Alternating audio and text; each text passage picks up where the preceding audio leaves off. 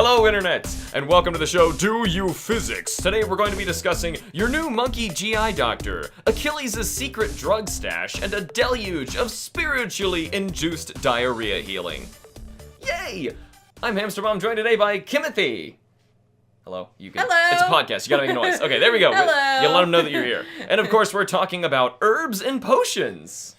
It's definitely what I just said. That was so obvious. Yeah, we this time really wanted to look into this enormous, let's just say it's a trope of video games nowadays to make herbs and potions. And potions is something that's a little bit farther, but we figured it's going to be so similar that we should cover it with herbs. But I find it so weird that in so many video games you play, we have health in video games, which we might talk about what health might even mean. Right. But you always have a health bar, and if you take damage in one way or another, you're physically hurt, you jump from too high, whatever it is, you are injured.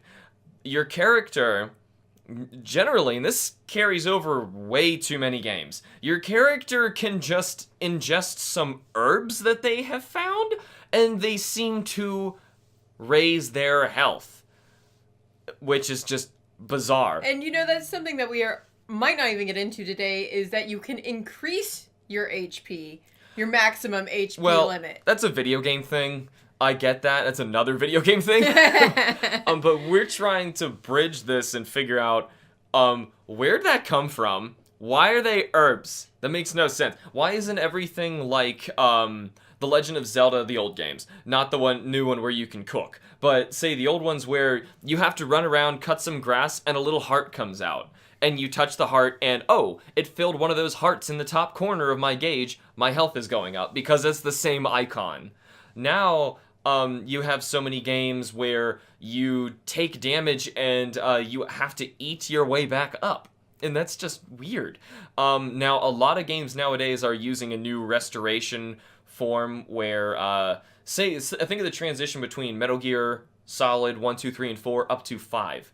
You used to have to eat rations, different from potions and herbs and stuff, but I guess they wanted to make it unique, but whatever. So you used to have to consume things to heal yourself, but now in 5, you just have to, like many other first-person shooters, just take enough damage within a certain amount of time and not allow your character to either lay down or, know that you haven't been overwhelmed. That's just a way to creatively program it without making the character grab consumables. Right, and then you don't have that health bar on your screen the whole time, and it seems more realistic in that sense? I don't know, because, for instance, in Metal Gear 5, or any other game where you're playing like this, how come I can take 3 shotgun blasts, like some to my arm, one to my back while I was running away, some other scattered fire, and a little bit of flames from something I stepped in on the way out, and all I need to do is lay down for like 8 seconds, and I'm good. No. Well, I'm glad you so that's even worse than giving it at least some sort of consumable where we can do an episode like this and say, what on earth are they eating? Well, I'm glad you even bring up Metal Gear, because it in the third game introduces kind of this different way of healing. Like, you actually have to treat your wounds. That's true. To heal yourself. Right, I really liked that. They were trying to make it more realistic, where you actually had to physically, if you got an injury, which they kind of had that in 5, except all you basically need to do is tap Y a bunch of times, and you'll immediately, put your arm back into place or something. Not nearly as in-depth as it was in 3. Granted, in 3, it was kind of micromanagey and... Yeah, which I get, yeah. I mean, it seems like a lot. But to be fair, if you got a serious injury, you can't just eat a little plant and be okay! Your arm is not going to heal itself! Well, we found some really weird plants. And we're going to be talking about some really weird plants. But before we get into that stuff, because Kim looked into a bunch of them, as well as some stories of where these came from and why this even showed up, of answering that question that I think is half of this show. Why on earth are we eating herbs? Why on earth did we even go to herbs and plants to start creating medicine? Right, I get potion in the game, because most of them that have a potion is magic based. Mm-hmm. So I'm thinking like Legend of Zelda again, you can take a potion and it will heal you. But there's other ones that have potions that there's no magic in the game. It's more like a chemical mixture, like a drink.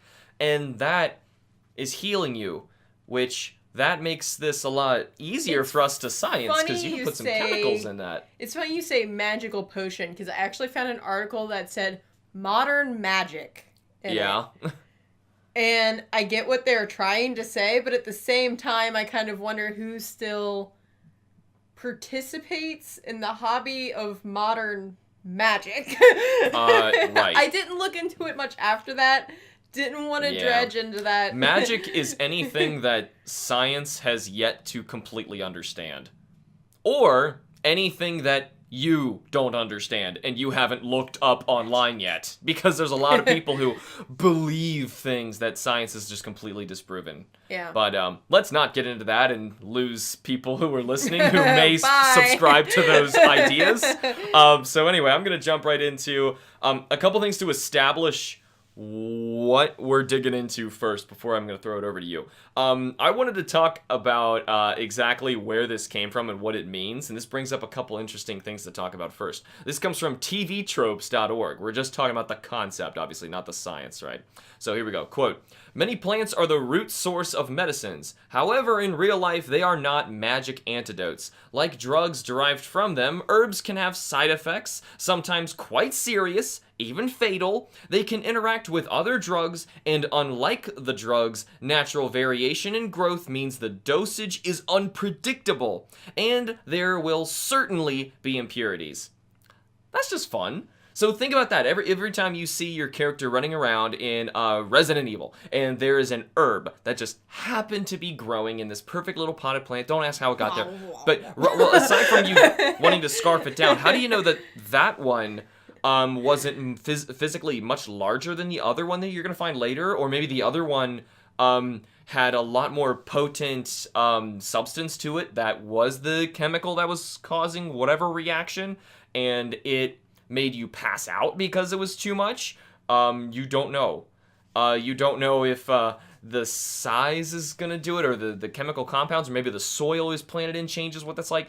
You don't know. See, that's why one of the things that I think Witcher does well. I feel like you get such a repercussion to taking a potion in that, like a decoction. You have a toxicity gauge. I do like that, because you get sick. Yeah, and Geralt in Witcher, he's not a human, so it's another thing where they can say, okay, if a human took this potion, they'd have these violent reactions. Right. They do say that, and then if he can, because he has much higher tolerance, he can deal with taking a lot more potions, and then I can kind of say, okay, I'm kind of okay with that, because if a human took this, they would react the exact same way I would expect them to. But dried fish still heals 80 points of my stamina. So. Right. Yeah, you can still just eat whatever you want. But that makes it another funny thing in Witcher. The consumable that heals you is just food. Anything food. And he can take them and they heal different things, which is snacking while fighting monsters. I mean, it's great. I'm better with I guess I'm cool with that as opposed to regular herbs, but herbs are everywhere. Why is it herbs? I don't know, but that's just weird. But when I wanted to bring this up, when you feel really sick, when I feel really sick, I know I do this. I'll intentionally make a really good salad. I'll get a lot of water, and I'll try and eat very healthy foods because I'll feel better very quickly. And as opposed to, doing what you would want to do when you're sick and just snacking on bread, and snacks and whatever it is that you wanted to eat, and when you're just laying there watching TV because you don't feel well, you're sick longer. Right. So, I mean, that's a very small variation of what I think we wanted to talk about, which is what you eat does change your health. And changes the chemicals in your brain and your imbalances. There have actually been studies that eating vegetables make you happier. There's actually a chemical in it, I believe it starts with an R, that will increase your serotonin levels, I believe. Starts with an R. I don't know. You can quote me on that. It starts with an R. But you're saying you eat those things. When I get sick and it's my stomach, I will make ginger tea. That makes me feel so much better in my stomach. Consuming people, ginger. actually, how people say, when you're sick. And people on live streams talk about this all the time too. Like, one person says they got a really bad cold. All of a sudden, other people are going to start saying, hey, mix honey and cinnamon and this and that and all this stuff and mix them together and drink that. That is a potion. And it doesn't need magic to be a potion. That's worked well for you before. I know when you said you had a sore throat. I was calling her out and saying, this is bull crap. That's not going to make me feel better. And it did. I'm like, okay, well. I was like, here, just eat this. It's a little bit of, what she said, honey, cinnamon. Yeah, right. I think some cayenne I don't know what else. in it. Yeah, there's some other things. There's some other stuff in there. Which is funny, because I actually I have weird reactions to cinnamon. I really don't like cinnamon. But, like, in there, it did whatever it needed to do. But there are also other things, like, whenever I have a headache, I'm going to take a little bit of that peppermint oil, rub it on my head. Yeah, like on your temples. So, like, rubbing oils. Essential oils is actually something that kind of comes up in some things I was reading about. People saying, like, that is, like, a super condensed oil form from these plants. It's the natural stuff out of it. And you're just getting whatever effect it would have. That's why they work. Those are potions. Aromatherapies just can do wonders for you sometimes. I've used it multiple times. I've even ingested peppermint oil to help with my stomach issues. I was really sick once, and I took, like, a drop or two of that peppermint oil, and I put it in, like, some water and sloshed it around and was slowly drinking it. That made me get better so much faster. Yeah, you feel so much better. Now, the thing is, the big difference between what we're talking about and the video games is, yes, these treatments will make you get better. We can make concoctions. Not instantaneous. Yeah, it's not like, I feel better. Bam. No. I don't know. So we'll keep going and see. But here's another quote from tvtropes.com. Healing potions are an old trope. Many fairy tales, legends, and myths have a medicine woman or even goddess come to an ailing hero with a cup of ambrosia, dragon's blood, or other magical elixir that reinvigorates the hero to continue their quest. It rarely ever has an unpleasant side effect, but you never know. So that's the big thing, that is where they come from. And I know you were digging more into this than I was, but basically where they're coming from, they never had bad side effects to it. It was more like this idea that I guess was passed down, where you take this magic potion or this medicine or herb, maybe herb represents medicine, and it just eventually became the image of medicine in a video game. And even if you got a bruise, you fell off a skyscraper, or a bullet wound, I have a great thing to help explain this, okay? Go for it. So this is a quote from The Economist, I believe is a magazine. Okay. In the written record, the studies of herbs date back to over 5,000 years to the Sumerians, who created clay tablets with lists of hundreds of medicinal plants. Okay. So we've been doing this for 5,000 years. People needed to. I mean, imagine if humanity never did that. Right. That's what I'm saying. I mean, that's where it comes from. We've always been doing it. You know, we see something like that and we're like, oh, let me try that. Maybe that'll make me feel better. Which brings up the chimpanzees that are suffering from intestinal worms. What? Actually learned to dose themselves with a plant, the pith of the plant called the Verona. Is this your new monkey GI doctor? Yes. So the monkeys have actually learned, if I eat this plant, I feel better. Okay. And they've actually started to take the pith of this plant called the Verona. Now for it to really be the monkey GI doctor, is there one that passes this information to another one, or do they just seem to know this? Like, it's just, do we know that?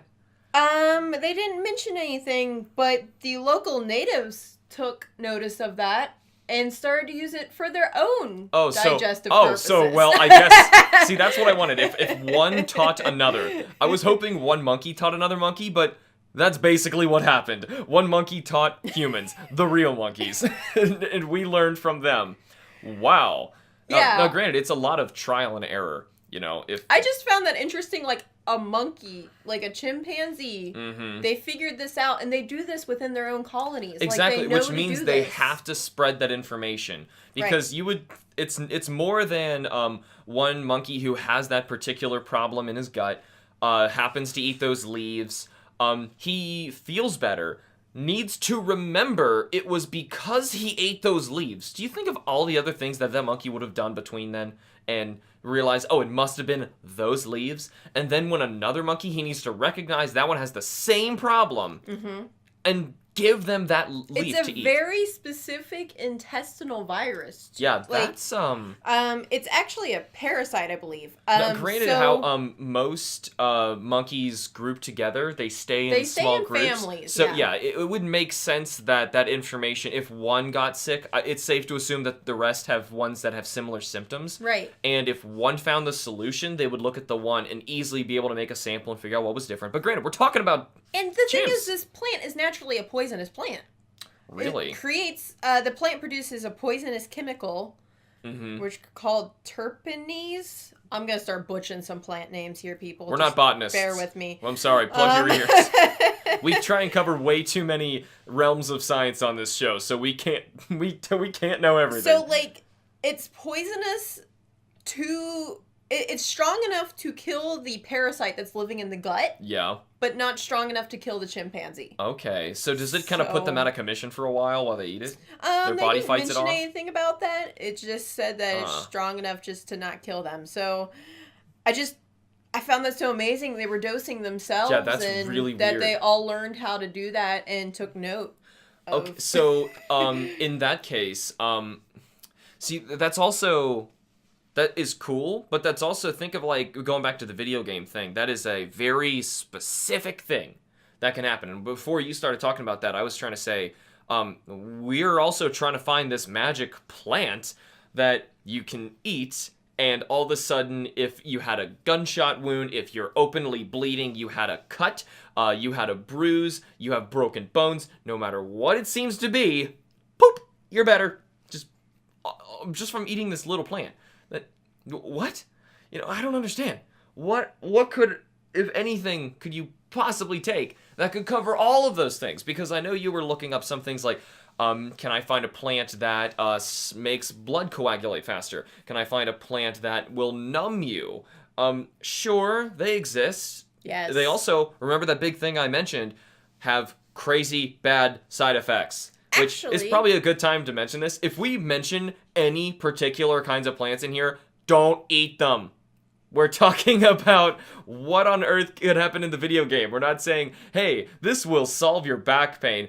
Don't eat these. Don't do this. No. Don't. Just don't do this at home. There's so many bad side effects, and we're glossing over them to just try and get the good part to happen in a game. Right. We're assuming at the very end of your game, whenever you play, your character is going to have a vomiting fit for days. Okay? Just days. I play for over 200 hours sometimes. Every time you log off, they're in the hospital getting a stomach pump because of what you put in their system. Okay. So do you have any more about where this came from and actual mythologies? And... So yeah, I know we brought up at the beginning Achilles' secret drug stash. Yeah. What on earth is up with that? So it's actually a plant that we've named after Achilles at this point, and this is a quote from the practicalherb.com. Achilles, after whom Yarrow, and here's the scientific name, Achillea milfolium? Well, she at least tried to say the scientific name. You guys heard me on the zombie episode, right? I screwed that up so bad. Is named. Okay, was continue with the quote. Reputed to have used yarrow to heal wounds on the battlefield. So this is he is there on the battlefield using them. In fact, yarrow has a long-standing reputation among herbalists in Europe, North America, and Asia for its ability to slow and stop the flow of blood. Part of yarrow's magic is the ability to slow the flow of energy going to a wound to a rate that aids in healing. Yarrow magic is the magic of intentional restraint. Oh, okay. So this is a real plant. This is a real plant. So then what was happening was, it's actually, a lot of these old stories and mythologies we're finding, they were actually telling these stories as a way to help the societies remember more information, because they didn't have printing presses to mass produce books and make information readily available for everybody. So what they did instead was they realized right away, when we tell stories, we can hide messages in them, and the people are going to remember the story, which teaches them, this plant's bad, this plant's good. Hunt this animal during this time, pick this fruit during this season, right? You see what I mean? Right, yeah. So it'll teach people to survive better based on stories. So this sounds like these ancient people found out about this plant and wanted to encode a story in it, so they told a story about Achilles fighting in battle and using it just like in a video game. So if he was in battle, he gets wounded, he takes this plant and heals his... See, that's what I found fascinating, is they said he would use it on the battlefield. Right. Like, he's not going home. He's not getting a hospital treatment. He is just right there. And he had a really bad cut. Of course, I had to look into what the actual effects are, because this is the... Don't eat this. Don't eat this. Don't eat this. This is the, So that's kind of like the fictional story of what people would say about Achilles' wounds. Fictional? So, I believe in that stuff. That's fact. So, and one of their big things they talked about in the fictional stories, they called the Yarrow magic. By that you mean Greek mythologies, right? For the most part, yeah. Okay. Yeah. They talk a lot about redirecting the energy and the chi in the body and the energy flow with Yarrow magic. So I had to look into what Yarrow has actually been used for in our medicines and throughout history. That's what I'm curious. Like, do we grind this up and use it for oils now or something? The fresh leaves were used to stop bleeding wounds, treat gastrointestinal problems, fight fevers, lessen menstrual bleeding, and better circulation. And the fresh leaves could also be chewed on to help with toothaches. So it's also a pain relief. Yeah. Yeah. And applied directly. I actually wanted to figure out, and I had to figure out how these happen. What's the downsides? What does this thing do? Because there's a reason we're all not chewing this stuff and people don't have this growing in their house. I actually haven't found it. A lot of people say that herbalists grow this stuff pretty frequently in their backyard. Still don't take that to mean that it's safe to eat. Guys, we're So I had to, of course, look up, how does this plant do all of these things, right? Yeah, that sounds really fishy. So here are the chemicals that are in it. Okay. And here I'm going to butcher some more names. Well, I mean, sure, go for it. There are 8 chemicals. Azulene. You want me to try? Camphor. I've got dyslexia, I shouldn't. Chapazulene. Euglynol. Methanol. I know methanol. I know that one. Quercetin. Rutin.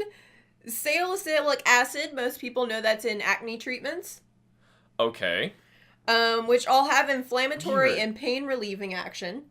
Right. Chemicals. Tannin. Tannin. Tannin is why your skin isn't perfectly clear. Tannin. You have multiple amounts of tannins in your skin that change it's a pigment. Terpenol and cinol have antiseptic qualities. I feel like I should have read it just in case I recognized any, but go ahead. And that's from the Flower Society online, what I found of the breakdown of the chemicals of that plant. So I don't really recognize any of those coming out of that, but... I mean, a salicylic acid, I feel like most people would recognize. Is this another section in here that you were talking about? Here, no, that's the monkey. That is yours. You gotta hang on to that thing. She's handing me her notes. But we use that as an anti-inflammatory for acne treatment. Okay, so this plant is anti-inflammatory. Yes. It helps blood coagulate. Yep. And it's pain relief. Yeah. And it says it treats gastrointestinal problems. I don't know. You know, fight fevers. So. Okay, assuming we're in a magic world where we don't right now look up the downsides to taking all of this stuff and see what happens if, like, what are all the bad sides? Like, does this cause you to vomit for 4 hours after you ingest it? But sure, it'll fix this and that and whatever. But, I mean, if it doesn't, then that could very well be an herb, right? It's an herb, right? That could be the herb that these video game characters take, and if they have, physical bruises, you rub it on the spot for the immediate pain relief. If you have a cut, you can ingest some and rub it on the spot, I would assume, which would help with the pain, the inflammation in the blood, and it'll clot faster. And now, there's a lot of little things you could even look up on Pinterest. Like, I've looked up how to fix a bruise. Like, you put, like, some vinegar or something on a bandage and you stick it on the skin. And I don't know if it just like removes the pigmentation or it helps with the circulation getting to that. Anyway. Okay. There's some weird stuff like that, and I've heard of making like honey patches if you're congested. You take like baking soda and honey and you put it on your chest and it actually pulls the mucus through your skin out into the patch, so you pull it off. And it's there's a lot of little weird I know there's stuff like a lot that. of oils and creams and things that we make that if you apply it to certain points, it will do weird things. Like, I don't know a non-specific brand of this, so I'm just going to say it. Not sponsored. Vicks Vapor Rub. Something like that where you would think to clear up your sinuses. Also a chemical found in yarrow. Menthol. That's what Vicks Vapor Rub Okay, sure.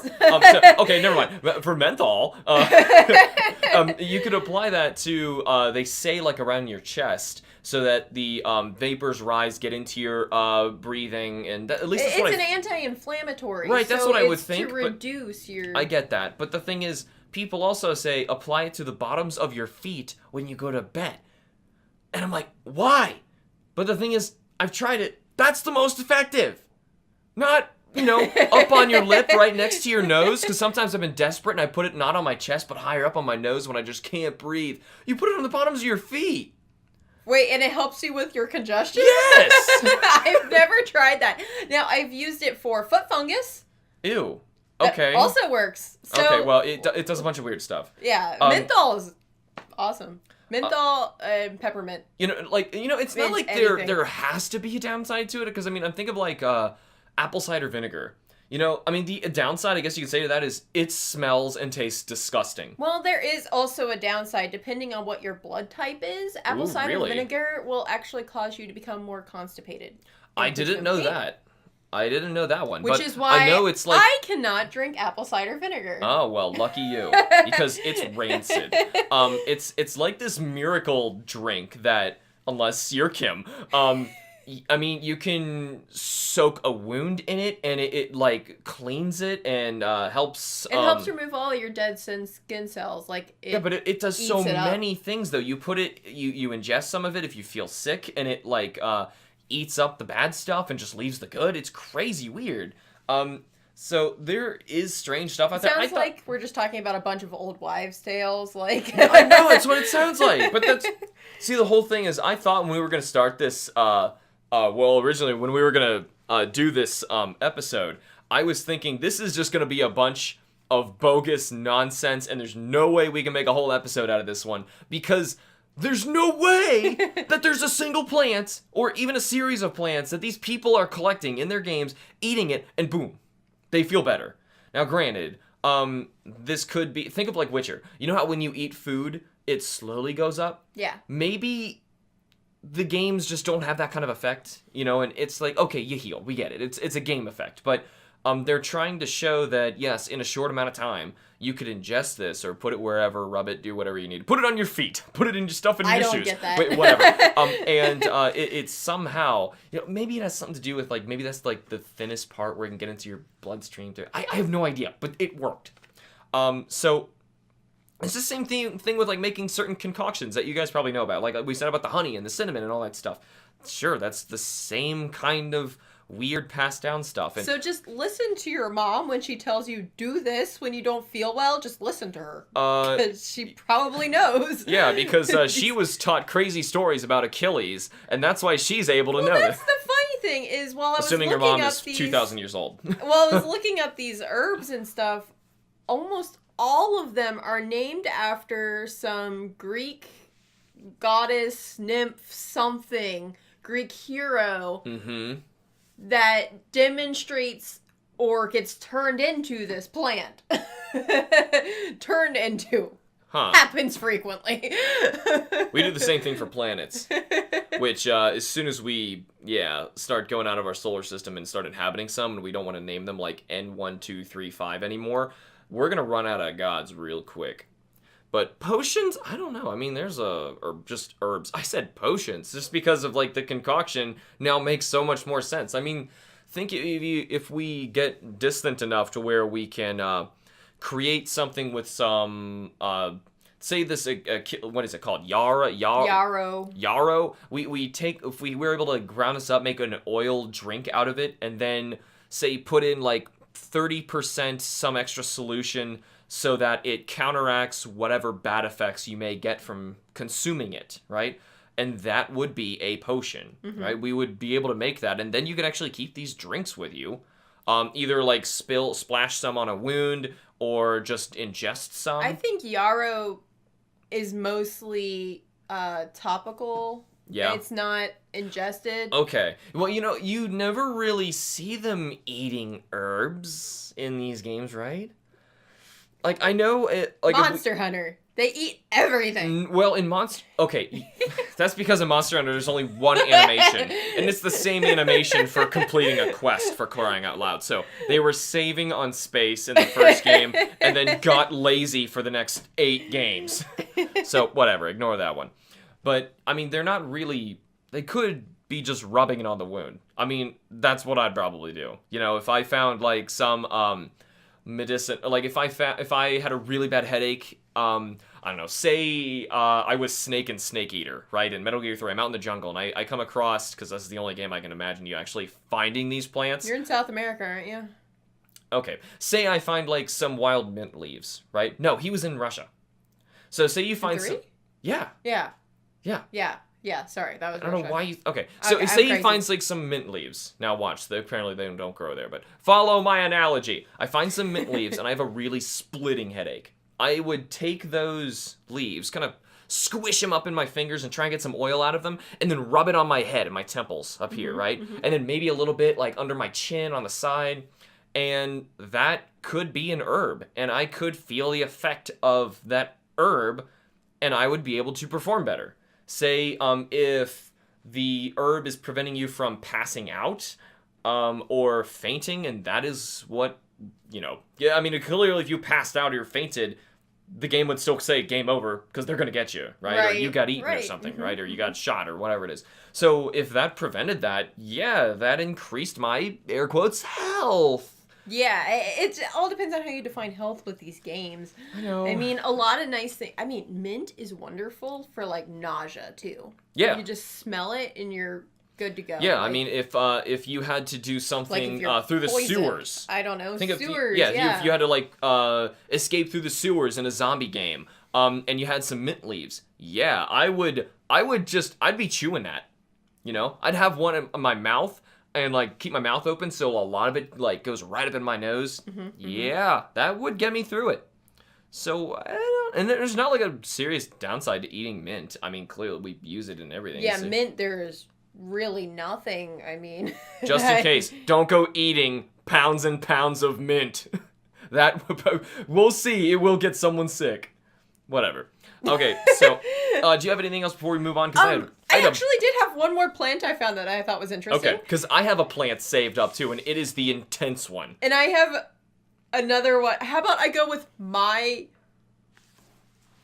herb? Well, come on. And then move into yours with... Okay, sure. Okay. No, mine's an herb. Yeah. Mine's a good transition into yours. Okay, sure, go ahead. Okay. So, but not this one. This is the second one. Okay. I have 2 more. Sure. So, this is an herb called the Rue Herb. And Rue. I have a quote here, but I'm kind of summarize it.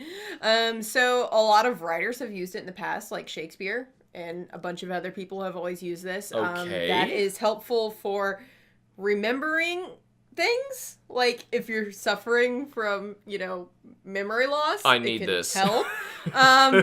For also warding things off and healing. Like witch doctors and physicians would say that rue is an excellent protection against plagues and pestilence. What? So...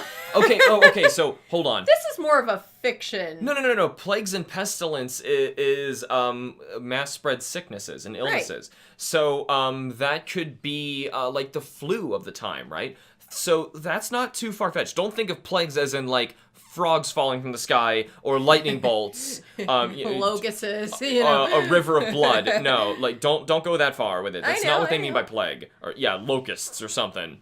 No, it's... But it's also to ward off poisons and fleas. They're using this more as, like... Okay, well, we take vitamin C as a preventative measure. Sure, but also think, if you eat, like, a lot of garlic mosquitoes typically don't want to eat your blood or drink your blood. Right, yeah. So that is warding off mosquitoes. And I'm just going to straight up read this last sentence. Go ahead. Here. What's the quote come from? It comes from Mountain Rose Herbs. Okay. It is one of the most well-known of the magical protective herbs and is often used in spells of warding and protection in modern magic. There's that modern magic thing, which I really wanted to look up, but I thought, I won't get into it.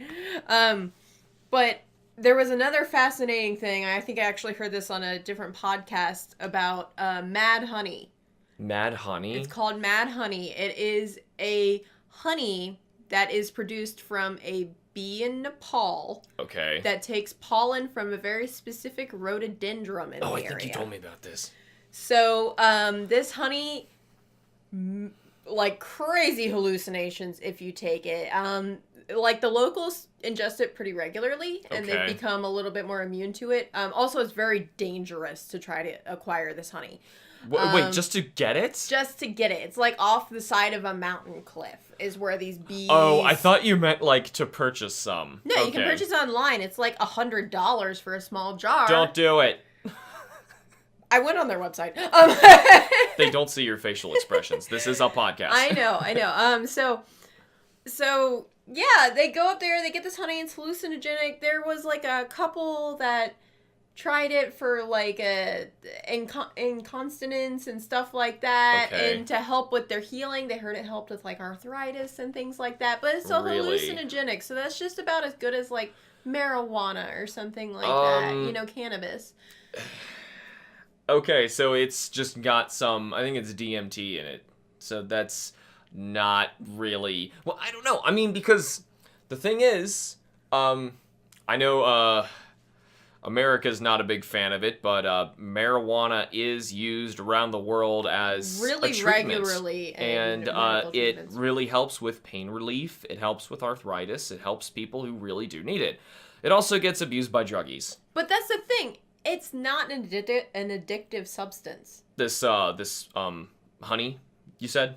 Well, the honey isn't, but I'm talking about cannabis in general is not an addictive substance. No, it's just an exploited substance. Yes. Let's not go there. We're not talking about Let's not talk about this controversy. So, where is that basically where you were going to go with yours? Right, so I just wanted to go in with if you take like a tablespoon of this honey, Okay. you're going to be hallucinating for like a day at least. Wow, and then when you come, I don't know how much you're taking to...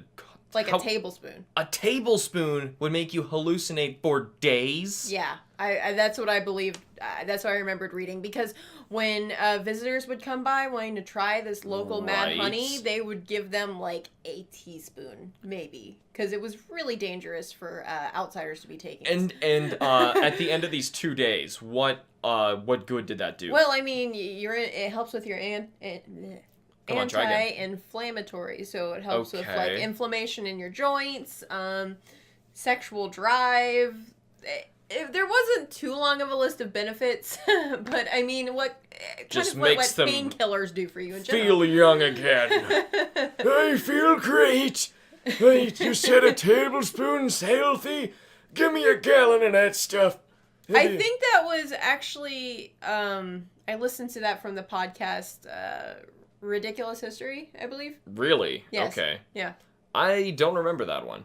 The next one I'm going to talk about, I heard from a different podcast as well. I guess we're just going to double shout out. This one came from, I think this was Mysterious Universe that I heard this one from.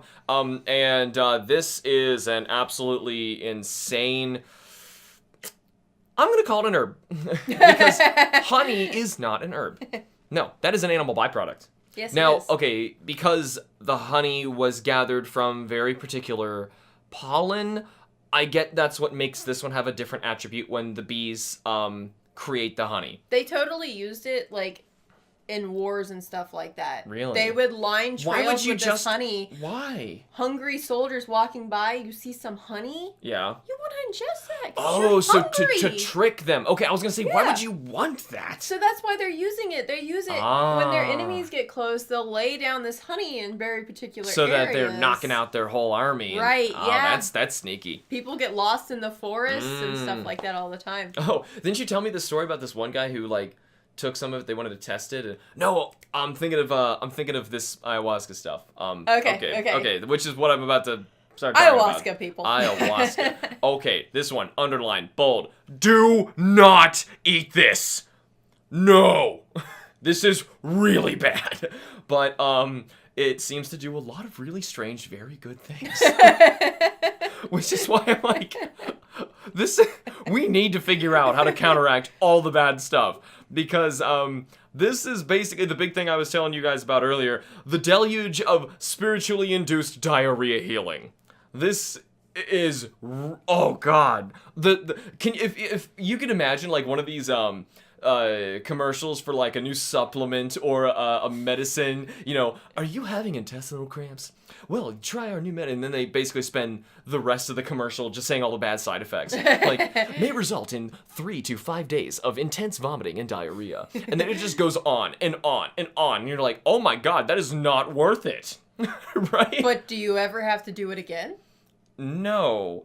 And the thing is with, basically, I'm going to back up and tell you what this ayahuasca is. So, deep in the jungles, there's these tribes with shamans, who we all know what shamans are. We all in the Western world would like to think they're these kooks who just don't understand modern science. But they're actually physicians of the local tribes.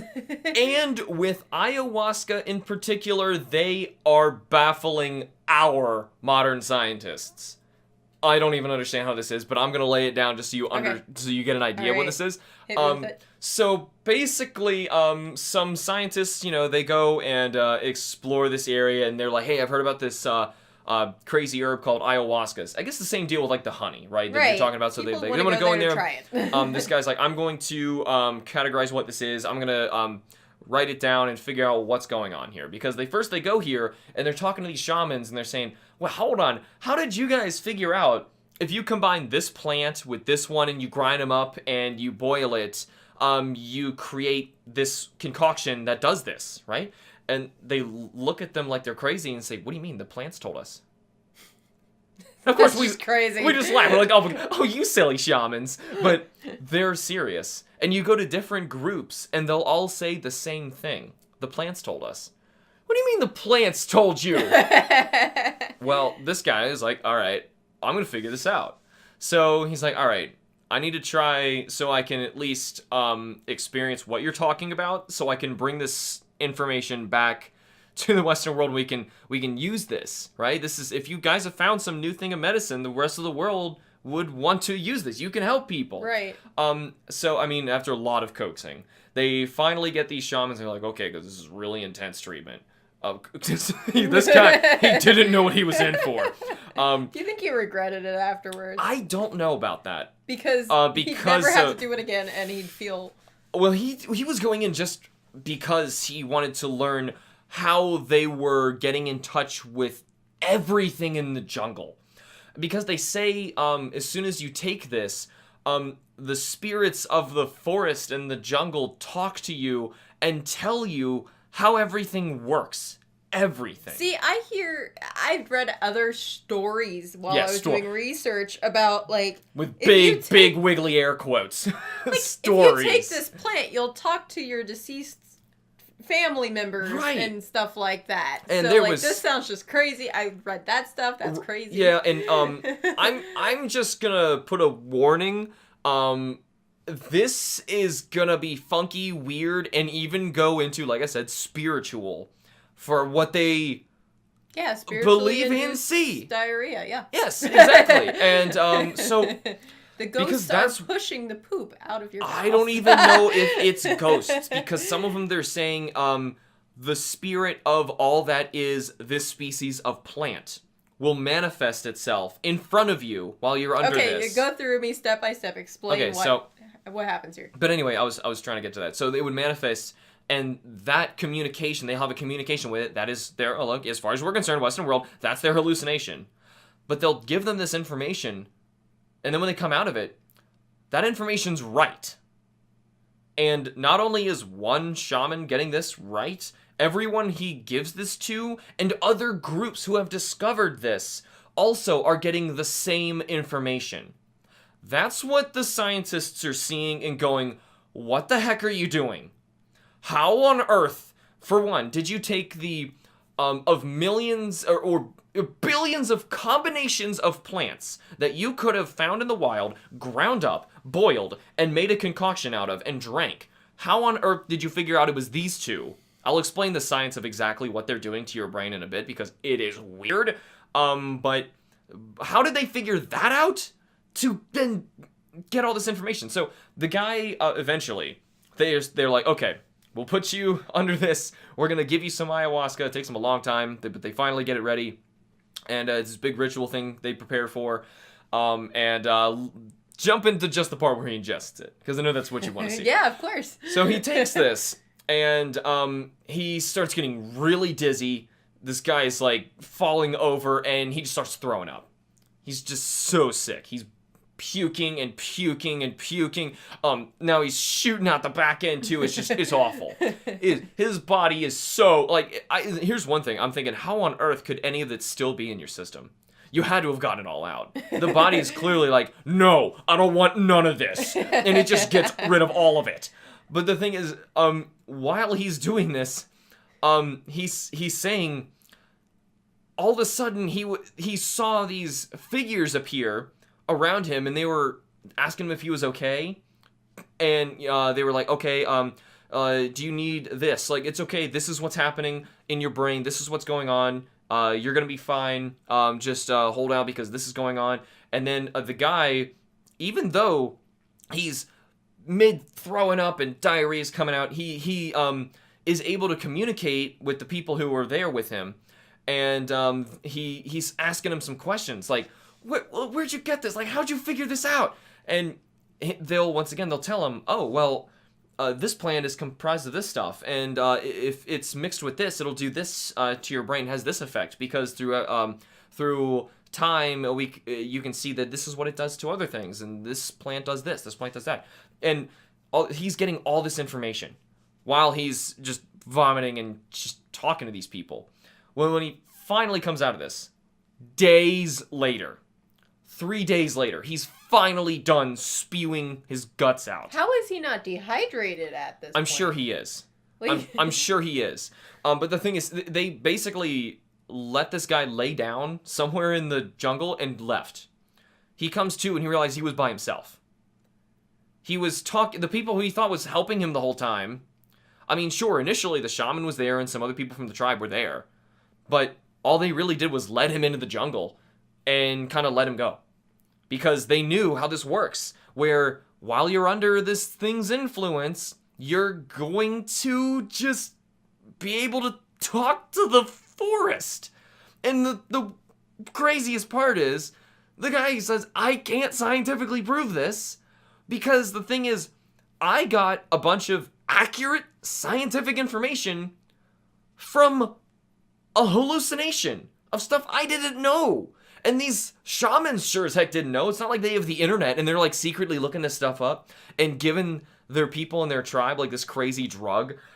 But so far you're like, okay, Alex, you didn't even mention an upside other than learning stuff. Well, other than blowing out both ends. How is that not an upside? Well, I wouldn't consider that an upside. So basically, this stuff is like a super intense flash purge of your body. So you know how some people like they want to do like a dietary purging of their body, like cleanse themselves. This does that just instantly, and it's intense, and it's not something that sounds preferable for you to do. Sounds like death. Gosh, no. But the thing is, these shamans will say, oh, well, you've had back pain all your life right here or wherever it is. Doesn't matter. You've had arthritis all your life. Stuff that we're like, no, you need a serious surgery to fix this. And this goes on of a bunch of different problems. And I'm going to read a bit about like what this has actually... Yes, please do explain exactly what chemically has happened to his body. Here we go. Well, just in terms of upsides. And then I'm going to tell you what happened in the brain. So this comes from medicinehunter.com, quote, and they're talking about ayahuasca. Quote, there are many thousands of cases in which people have been healed of physical, mental, and emotional disorders, and many curious cases of recovery from grave and even fatal disorders. there is much to investigate about the healing properties of ayahuasca. A large number of people have been cured of addictions through a few ayahuasca ceremonies, and the cases of post-ayahuasca cancer remission are too numerous to ignore. Did you hear all of what I just said? My gosh. This is unbelievable. Everything. It's like it reboots your whole body. And I feel like people would much rather go through that than chemo. Well, that's the thing, because then when the scientist comes back, he says, because he knows someone who's had horrible back pain their whole life. They've been in and out of surgeries. Nothing's solving the problem. This guy's desperate. So he says, okay, if you're desperate, I know something that supposedly will work. You can try it. And at this point, this guy's like, I'll try anything. So he says, all right, so go to the shaman. He tries this. And of course, the guy's like spewing out both things, like, what you make me do? I am so gonna kill you. But the guy eventually comes to in the forest. Perfect. His back pain is completely gone. He's had it his entire life, and it's gone. What?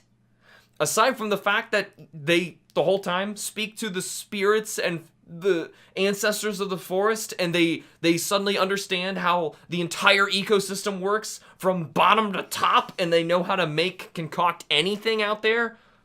I don't understand how you even get that far, because that's just bizarre enough. This is reminding me a little bit of what our chiropractor uses, KST. Oh gosh, that's a whole nother video if we even get into that. That's not safe right now. But it's kind of the same. Tapping into some other thing. Electromagnetical field. I don't even know what it would be. Tapping into some other thing that's not what we can see. I mean, to be fair, how can you assume that everything that exists in the universe fits within this itty-bitty bit of visual spectrum? Right. So, yeah. I mean, we don't really know. So, I mean, there's got to be some truth to this. That's the only thing I can get out of it without getting spiritual on this, which we're not going to do. So really quickly, if you're curious what on earth was happening in the brain, remember there was two main plants. I am dumbing this down so much, but there's two main plants that they grabbed from this. The first one basically attacks something that is in your brain, these like a cellular wall, these compounds that basically block things from getting in. They'll block like drugs and treatments from getting into your brain to protect it. Because if we ate like a plant and that plant's effects was to get straight to the brain and kill its host or whatever so that it can, I don't know, do something to it, maybe use you as fertilizer is a sinister way, right? Because it wanted a body there. Okay. That escalated. No, you see what I mean? Like the plants are going to evolve and the only things that'll live are the ones that have this wall in their brain that prevents things from the outside from getting in, right? So there is one particular plant that its effect that these people learned allows something else to get through. It itself can't get through. It's basically, if you imagine this wall in your brain is like the bouncer standing out in front of the club, and they are not letting anybody through. But this first drug is really, really smooth talker. But it doesn't want to get in itself. It just wants to talk with that bouncer and distract the heck out of him. So he's distracted. While he's distracted, this other plant is ground up and is ingested at the same time, and it is sneaky, and it sneaks right on through. Now that it's open, gateways are open, here it comes, it's coming on in, and it's going to do whatever it wants, and basically reboots your brain and whole system. That's how it can purge everything. So basically, yeah, it's getting in there, and it's using this super hallucinogenic agent DMT, which is in a lot of hallucinogenic drugs. It's all over the place. I don't know too much about Don't eat drugs. plants in the Amazon. Gosh, no. I mean, we also don't go in the water in Amazon. If you guys have seen any of my Let's Plays where I'm trying to make drug jokes, you can tell how I have no idea. I don't know anything about drugs at all. So, to be fair, take that one with a grain of salt. So I know that DMT is in a lot of stuff. And it is in heavy doses in this. So maybe this is just a weird, shared, ironic, hallucinogenic thing. But maybe there's something to it. So maybe DMT can actually do something to the brain when it's not blocked? When it's not blocked. And that's basically what ayahuasca is. It's that concoction. It's a potion. But the thing is, let's go back and remember video games. No, they are no way in heck. You're taking this in the middle of a gunfight and you're not just going to stop for 3 days and vomit uncontrollably. You throw up all over the enemies, and you start just pooping on all of them. You would be like a sprinkler with 2 ends, like just kind of spinning. Like, and they wouldn't want any of that. Think of the diseases they could pick up from you alone. And you just spraying whatever it is you ate. Oh, yuck. Can we stop? So basically, we didn't really get anywhere with this one, did we? So, like, our conclusion, herbs? Maybe. Potions? Maybe. We just take it to that fantasy realm that in our video games, that we like to do. We have our little basis. Suspension of disbelief. Right. We have our little basis here of like, hey, we do this already. Let's take it to another level in video games. I guess it's just such a trope, and it came out of nowhere, it seems, for us, that I wanted answers. And I wanted to basically disprove that it could ever happen, but while doing it, it turned out that there's actually a lot of plants that might... I'm really interested in this yarrow stuff now, I gotta say. Yeah. I hope you guys aren't... Do not eat... I can't say it enough. They're gonna eat. Do not do this at home. These guys are gonna eat this stuff. I don't know it. But anyway, do you have any other clothing? Do you have any closing thoughts? There we go. I've been taking too much ayahuasca, I guess. Do you have any closing thoughts? I mean, I have a few other things that I looked into, but not enough data to, like, back up anything, so I'm not going to start another. There's a lot of stuff out there, and the thing is, as for healing, because that was the main thing I was talking about the ayahuasca for, it's healing. Because we needed more of intensive a heal than, say, a small cut needs healing with, like, yarrow, whatever, and the pain goes away. If you had, you, like, fell down a mountain, right? And you're in serious pain, you could barely move, maybe there were this several plant could actually do it. While I was reading online, there was like a list of herbs that bikers or hikers should be aware of. If this plant is near you and you have severely injured your leg, really, chew on this and it'll help with the pain until help can arrive for you. That's really cool. I didn't think any of that stuff was real, but because I was making fun of video games, like, why didn't you just make like little hearts? Because sometimes there's like medicine toolkits and things like that. I've seen other things other than herbs and potions, but herbs and potions are the most bountiful, and they're everywhere, and it's just so strange. But I guess plants are significantly more advanced than we are. I guess I can't really complain about it anymore because I mean they do so much. We've opened your eyes. The DMT is getting into. Oh God, we gotta stop with the drug reference because it's the same thing. It's a drug. That's what these are. It's anything that affects your brain, and that's what these plants are doing. The only reason it's able to have pain relief or coagulate your blood is because it's able to tell your brain to do it. Right. Or just to straight up start having a different reaction.